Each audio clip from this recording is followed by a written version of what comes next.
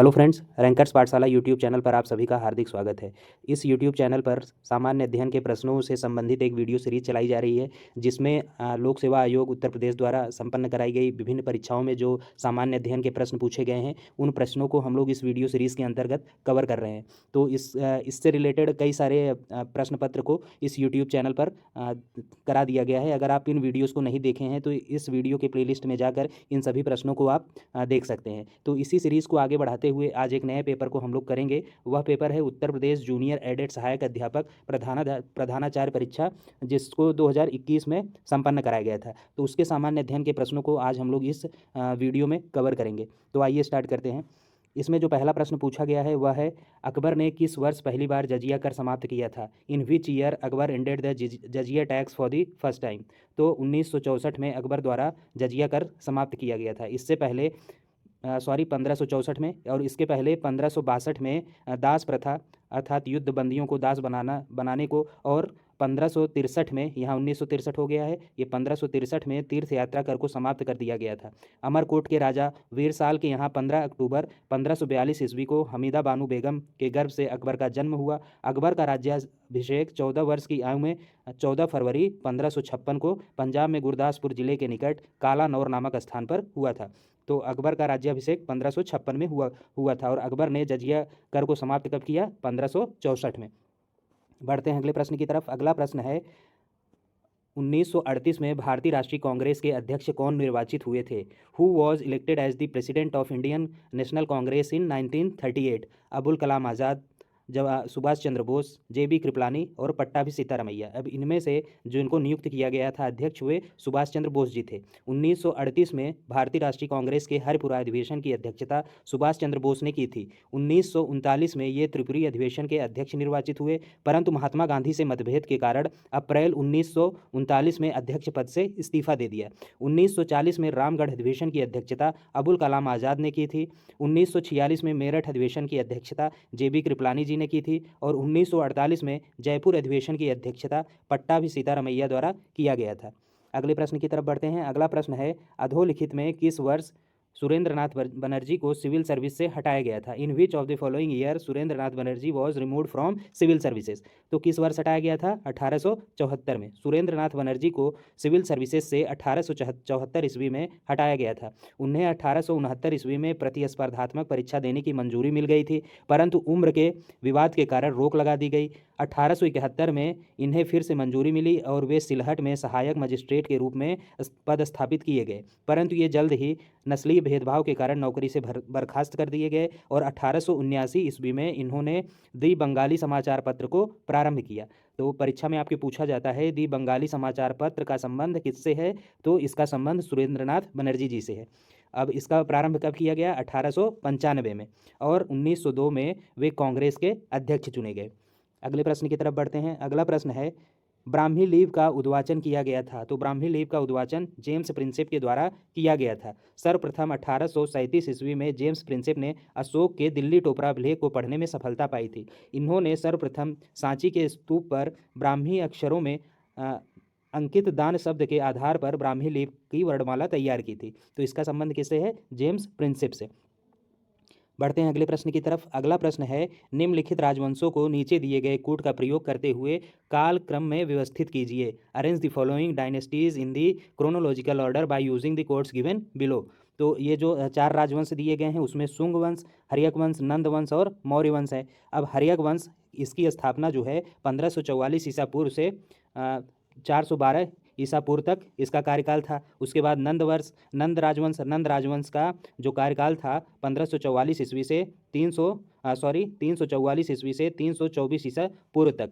मौर्य राजवंश की जो कार्यकाल था वो 323 ईसा पूर्व से 184 ईसा पूर्व तक। वहीं शुंग राजवंश की बात करें तो इनका कार्यकाल 185 ईसा पूर्व से 73 ईसा पूर्व तक इनका कार्यकाल था। तो इस प्रकार देखें तो सही विकल्प हो जाएगा 2, 3, 4, 1।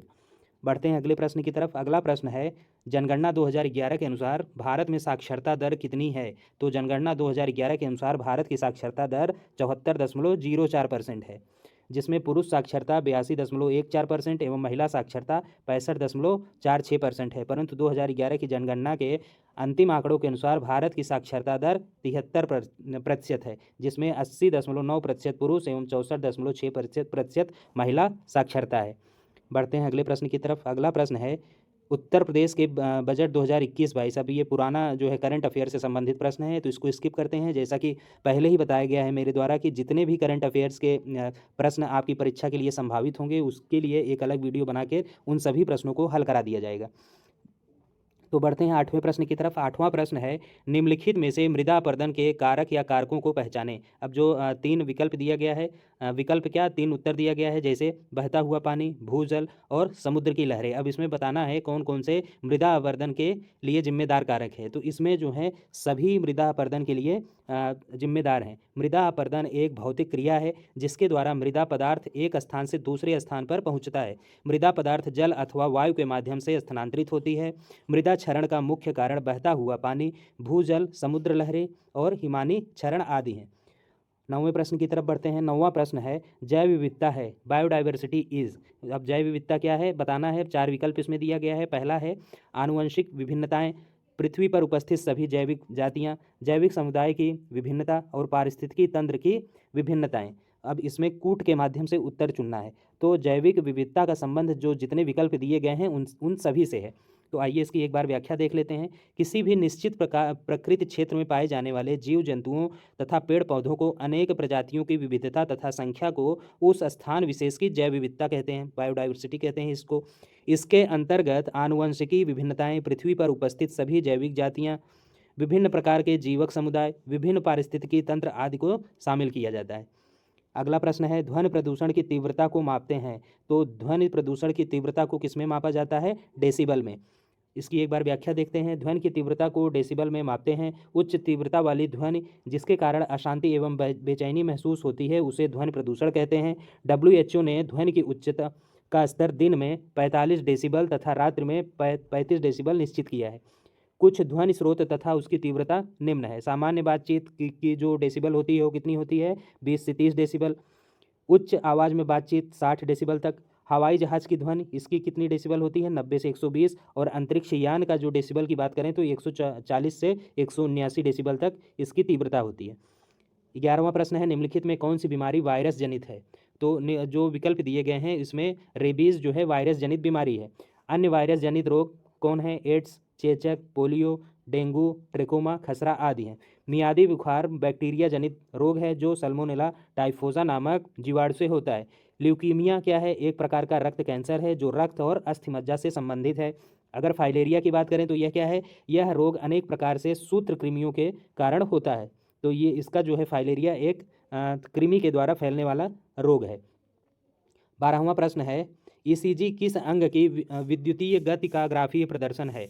ECG is a graphical representation of the electrical activity of which organ. तो किसका है ये? हृदय का। ECG इसका फुल फॉर्म की बात करें तो इलेक्ट्रोकार्डियोग्राफी के माध्यम से हृदय के विद्युतीय गति का ग्राफीय प्रदर्शन किया जाता है। इसके द्वारा दिल से संबंधित बीमारियों का पता लगता है, जैसे ऑक्सीजन की कमी, रक्त वाहिकाओं में परेशानी, हार्ट आर्टरीज में ब्लॉकेज और नसों में ब्लॉकेज, सीने में दर्द, जलन आदि का पता ECG के द्वारा लगाया जाता है। अब इसमें जो है कुछ समस्थानिकों के नाम दिए हैं। अब पूछ रहा है कि ये किस प्रकार के उदाहरण है, जैसे C12-6, C14-6, H11। अब ये सभी पूछ रहा है कि निम्न में ये किसके उदाहरण है। तो ये किसके उदाहरण है? ये समस्थानिक अर्थात आइसोटॉप्स के उदाहरण है।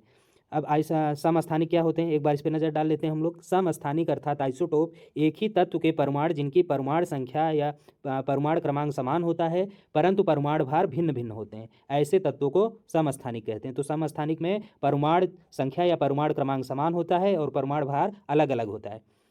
तो बढ़ते हैं 14वें प्रश्न की तरफ। 14वां प्रश्न है निम्नलिखित में कौन सा अम्ल मुख्यतः टमाटर में उपस्थित होता है? तो टमाटर में कौन सा अम्ल उपस्थित होता है? सिट्रिक एसिड और मैलिक एसिड। एक बार इसकी व्याख्या पर नज़र डालते हैं। टमाटर में सिट्रिक अम्ल और मैलिक अम्ल पाया जाता है। सिट्रिक अम्ल एक दुर्लभ कार्बनिक अम्ल है जो नींबू, संतरे और अनेक खट्टे फलों में पाया जाता है। उल्लेखनीय है कि टार्टरिक अम्ल इमली में तथा लैक्टिक अम्ल दुग्ध पदार्थों में पाया जाता है। बढ़ते हैं अगले प्रश्न की तरफ। अगला प्रश्न ये करंट अफेयर से संबंधित प्रश्न है, स्किप कर देते हैं इस प्रश्न को। फिर 16वां प्रश्न है, निम्न निम्न में कौन एक सुमेलित नहीं है? अब एस्कॉर्बिक एसिड, नींबू, फॉर्मिक एसिड, दूध, माल्टोज, माल्ट, एसिटिक एसिड, दही। अब इसमें सही सुमेलन बताना, इसमें सही सुमेलित नहीं पूछा है, तो सही सुमेलित बी और डी सही सुमेलित नहीं है। क्यों नहीं है, आइए इसकी एक बार व्याख्या देखते हैं। एस्कॉर्बिक अम्ल खट्टे फलों में पाया जाता है, इसको विटामिन सी भी कहते हैं।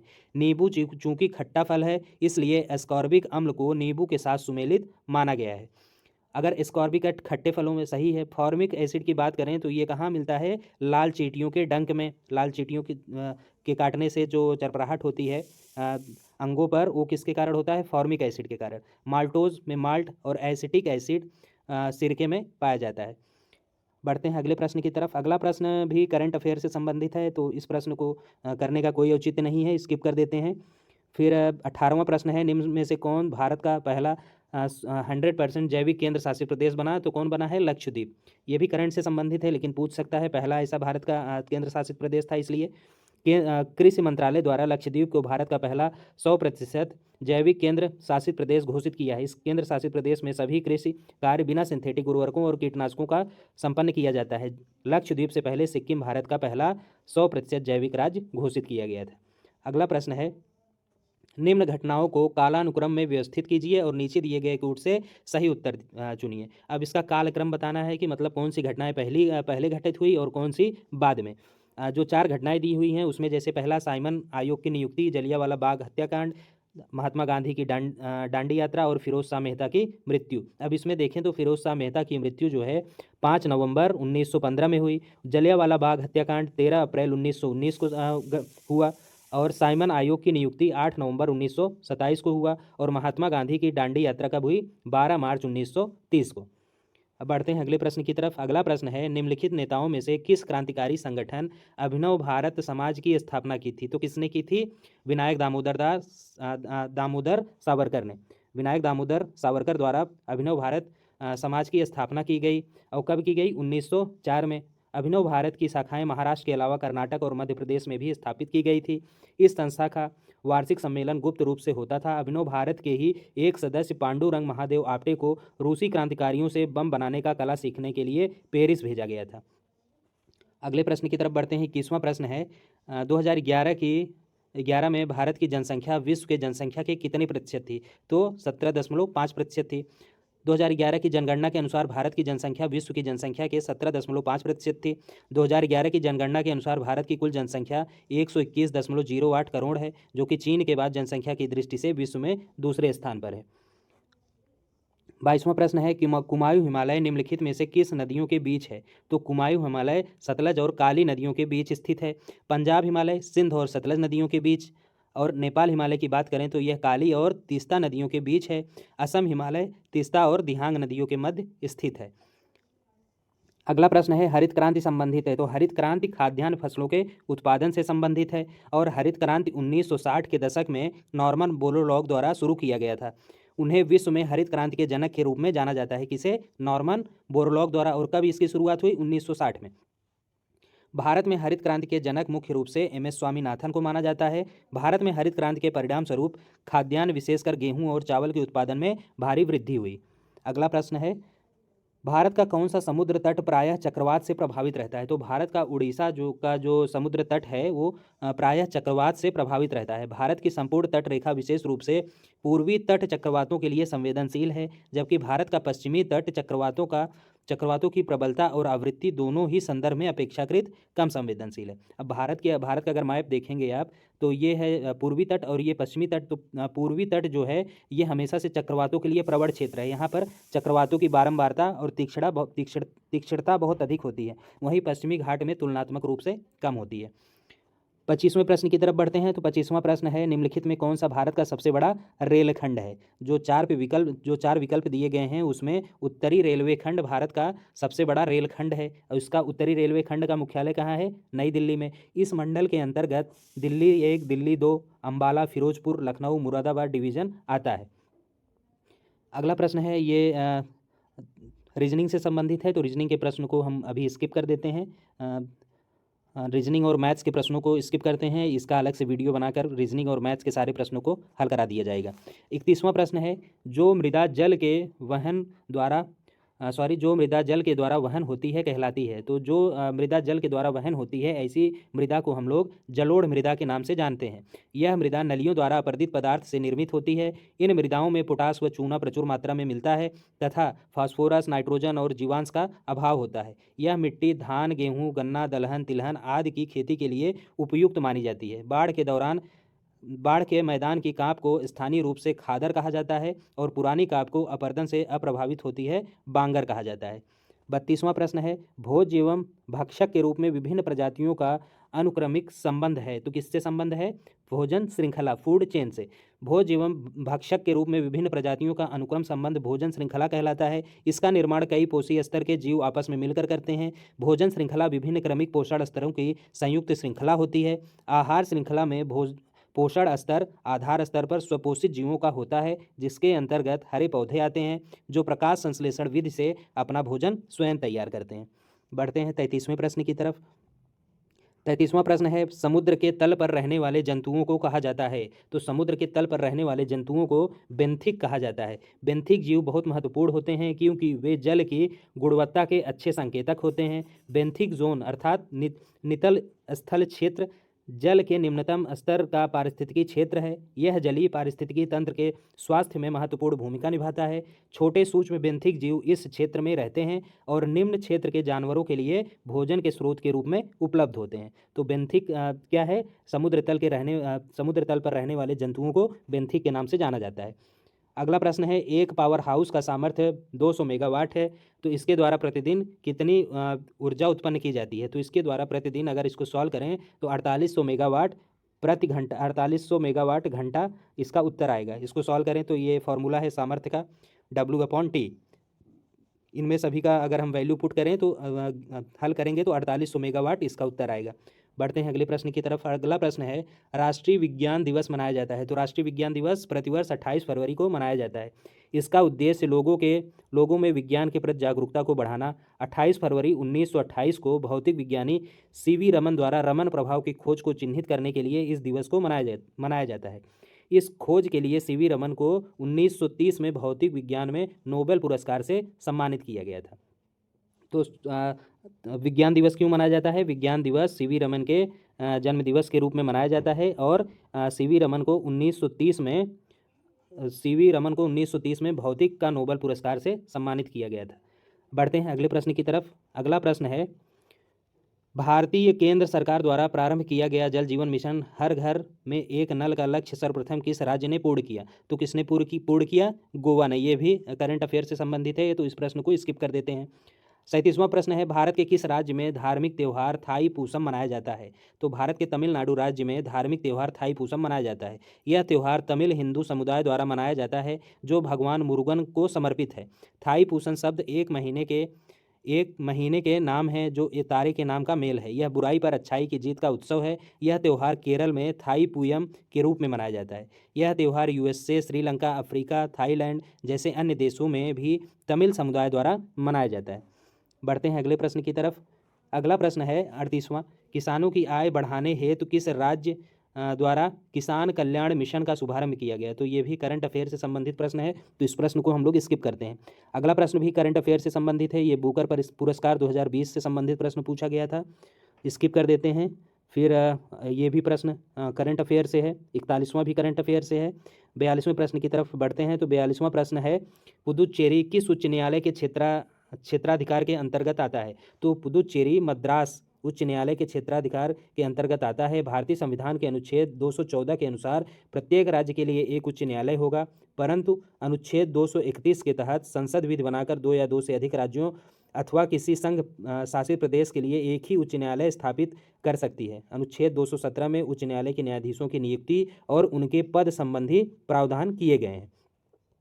बढ़ते हैं 43वें प्रश्न की तरफ। 43वां प्रश्न है, निम्नलिखित में से कौन सी भारत शासन अधिनियम 1919 की प्रमुख विशेषता नहीं है? अब इसमें जो 4 विकल्प दिए गए हैं, जैसे प्रांतों में द्वैत शासन, केंद्र में द्वैत शासन, प्रांतों पर केंद्र के नियंत्रण में रियायत, और चौथा जो विकल्प दिया है, भारतीय विधायिका को ज़्यादा प्रतिनिधात्मक बनाया जाना। तो इन जो 4 विकल्प में है, इसमें बी विकल्प अर्थात केंद्र में द्वैत शासन का संबंध भारत शासन अधिनियम 1919 की से नहीं है। क्यों नहीं है, आइए इसकी एक बार व्याख्या पर नज़र डालते हैं। भारत शासन अधिनियम 1919 के माध्यम से प्रांतों में द्वैत शासन की स्थापना की गई थी, ना कि केंद्र में। अब प्रश्न में क्या दिया है, 1919 की विशेषता नहीं है, तो ये विशेषता किसकी है, इसकी स्थापना कहाँ की गई थी, प्रांतों में, ना कि केंद्र में। और प्रश्न में केंद्र दिया हुआ है, तो इसके अंतर्गत केंद्रीय एवं प्रांतीय विषयों को पृथक पृथक किया गया था। इसके पश्चात प्रांतीय विषयों को पुनः 2 भागों में बांटा गया, सुरक्षित विषय और हस्तांतरित विषय। सुरक्षित विषयों का शासन गवर्नर अपनी परिषद के सदस्यों की सलाह से तथा हस्तांतरित विषयों का शासन भारतीय मंत्रियों की सलाह से करता था। उल्लेखनीय है कि भारत शासन अधिनियम 1919 के माध्यम से सांप्रदायिक आधार पर निर्वाचन प्रणाली का विस्तार करते हुए इसे सिख, ईसाइयों, आंग्ल भारतीयों तथा यूरोपियों पर भी लागू कर दिया गया था। 44वां प्रश्न है, तंजौर के बृहदेश्वर मंदिर का निर्माण किसने करवाया था। तो तंजौर के बृहदेश्वर मंदिर का निर्माण राजराज प्रथम द्वारा कराया गया था। तंजौर के बृहदेश्वर मंदिर का निर्माण 1003 ईस्वी से 1010 ईस्वी के मध्य चोल शासक राजराज प्रथम ने करवाया था। इन्हीं के नाम पर इस मंदिर को राजराजेश्वर के नाम से भी जाना जाता है। यह मंदिर द्रविड़ वास्तुकला शैली का उदाहरण प्रस्तुत करता है। भगवान शिव को समर्पित इस मंदिर की ऊंचाई लगभग 66 मीटर है। इसे यूनेस्को की विश्व धरोहर सूची में स्थान दिया गया है। 45वां प्रश्न है, अटल नवाचार मिशन संबंधित है। तो अटल नवाचार मिशन उद्यमशीलता विकास से संबंधित है। और अटल नवाचार मिशन देश में नवाचार और उद्यमिता की संस्कृति को बढ़ावा देने के लिए नीति आयोग द्वारा प्रारंभ किया गया था। इसको किसके द्वारा प्रारंभ किया, नीति आयोग द्वारा। इसका उद्देश्य नवाचार को बढ़ावा देने के लिए नए कार्यक्रम और नीतियां विकसित करना, विभिन्न हितधारकों को मंच और सहयोग के अवसर प्रदान करना और जागरूकता पैदा करना इत्यादि है। उल्लेखनीय है कि वैश्विक संपदा संगठन वीपो द्वारा जारी वैश्विक सूचकांक 2021 में भारत का रैंक कितना है, लेकिन अब ये डाटा बदल गया है, तो आप नए डाटा को जो 2024 में आया है उसके सूचकांक को देख लें। 46वां प्रश्न है, भारत के किस राज्य में वन के अंतर्गत सर्वाधिक क्षेत्र है।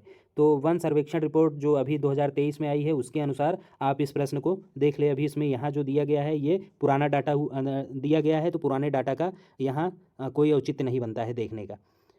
बढ़ते हैं अगले प्रश्न की तरफ। अगला प्रश्न है 47वां, निम्न में से कौन सी नदी डेल्टा नहीं बनाती।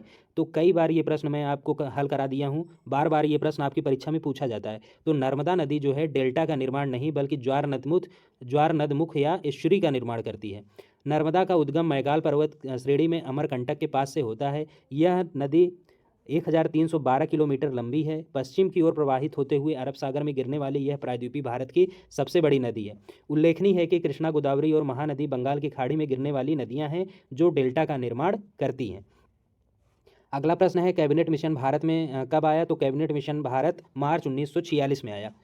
इस मिशन के अध्यक्ष लॉर्ड पैथिक लॉरेंस एवं अन्य सदस्य स्टेफोर्ड क्रिप्स और एवी अलेक्जेंडर थे। 16 मई 1946 को मिशन ने भारत में तत्काल एक अंतरिम सरकार की स्थापना तथा संविधान सभा के गठन का एवं संविधान निर्माण हेतु एक योजना प्रस्तुत की थी। तो कैबिनेट मिशन भारत कब आया था, मार्च 1946 में। 50वां प्रश्न है, भारत में उपराष्ट्रपति पदेन सभापति होता है। तो भारत में उपराष्ट्रपति राज्यसभा का पदेन सभापति होता है। संविधान के अनुच्छेद 63 के अनुसार भारत का एक उपराष्ट्रपति होगा। उपराष्ट्रपति राज्यसभा का पदेन सभापति अर्थात एक्स ऑफिसियो चेयरमैन होता है। भारत में उपराष्ट्रपति के पद संबंधी प्रावधान अमेरिका के संविधान से लिया गया है। वह राष्ट्रपति के पश्चात देश का दूसरा सर्वोच्च अधिकारी होता है। उल्लेखनीय है कि अनुच्छेद 67 के अनुसार उपराष्ट्रपति का कार्यकाल 5 वर्ष का होता है, किंतु कार्यकाल समाप्त होने से पहले भी वह राष्ट्रपति को अपना त्यागपत्र दे सकता है। 50वां प्रश्न है, भारतीय संविधान की 11वीं अनुसूची में कितने विषय शामिल हैं। तो 11वीं अनुसूची में कुल 29 विषय शामिल हैं। उल्लेखनीय है कि 11वीं अनुसूची संविधान में 73वें संविधान संशोधन अधिनियम 1992 के माध्यम से जोड़ी गई थी, जिसमें पंचायती राज संस्थाओं को संवैधानिक दर्जा प्रदान किया गया था। इसके द्वारा पंचायतों के गठन, संरचना, निर्वाचन, सदस्यों की अर्हताएं एवं निरर्हताएं, पंचायतों की शक्तियां, प्राधिकार और उत्तरदायित्व आदि के लिए प्रावधान किए गए हैं। इस अधिनियम का अभिपालन करने वाला प्रथम राज्य मध्य प्रदेश है। तो इस प्रकार जो है जूनियर एडेड की जो परीक्षा 2021 में कराया गया था, उसमें सामान्य अध्ययन के 50 प्रश्नों को हम लोग ने इस वीडियो के माध्यम से हल किया है। उम्मीद करता हूँ कि ये वीडियो आपको पसंद आया है। अगर पसंद आया तो इस वीडियो को लाइक करना ना भूलें। अगर हमारे चैनल पर आप पहली बार विजिट कर रहे हैं तो चैनल को सब्सक्राइब ज़रूर करें। मिलते हैं किसी अन्य वीडियो में, तब तक के लिए धन्यवाद।